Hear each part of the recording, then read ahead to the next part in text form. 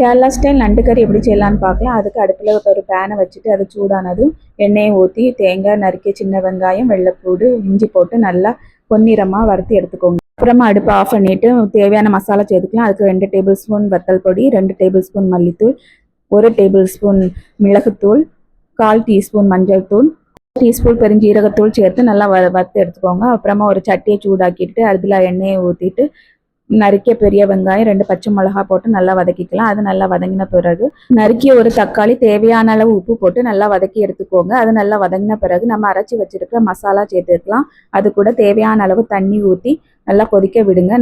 நல்லா கொதிஞ்ச பிறகு நம்ம க்ளீன் பண்ணி வச்சிருக்க நண்டை சேர்த்துடலாம். நண்டை நல்லா சேர்த்துட்டு ஒரு மூடி போட்டு மூடி வேக விடுங்க.